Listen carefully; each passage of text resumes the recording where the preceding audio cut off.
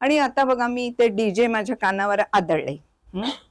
तर ते जे डीजे करणारे होते लोक किंवा तो जो विवाह करणारा नवरदेव कोण होता, त्याचं हे जे एक सामाजिक भान असायला हवं की हा एक पब्लिक स्पेस आहे, हा रस्ता आहे, इथे आपण इतके जोरात आवाज करणं योग्य नाहीये, आपण फक्त हॉल भाड्याने घेतलाय, रस्ता भाड्याने घेतलेला नाहीये, म्हणजे मी कितीही आवाज करू शकतो, कुठल्याही रस्त्यावर जाऊ शकतो, हे मूल्य आपण स्वीकारतो.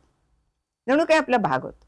नंतर आणखीन एक मूल्य काय होतं की मी एवढा वारेमाप खर्च करतो, तर खरं म्हणजे नियमाप्रमाणे जबाबदार नागरिकांनी काय करायला पाहिजे, तर त्याच्या सगळ्या पावत्या सकट तो खर्च लिहून सरकारला देऊन त्या वर्षाच्या इन्कम टॅक्स मध्ये आपण ते दाखवायला पाहिजे. पण आपण दाखवतो का? नाही. तर आपण कशाचं मूल्य रुजवतो? भ्रष्टाचाराचं. म्हणजे आपल्या ज्या ह्या वागणुकी आहेत ह्याच्यामध्ये अशी विपरीत मूल्य एका पाठोपाठ एक एक एक एक, आणि ही मूल्य व्यवस्था फक्त विवाहाच्या रचनेमध्येच आहे असं नाही, आपल्या इतरही संस्थात्मक वागण्यामध्ये. पण आपण सध्या हा विषय विवाहाच्या मध्येच लक्षात घेतोय.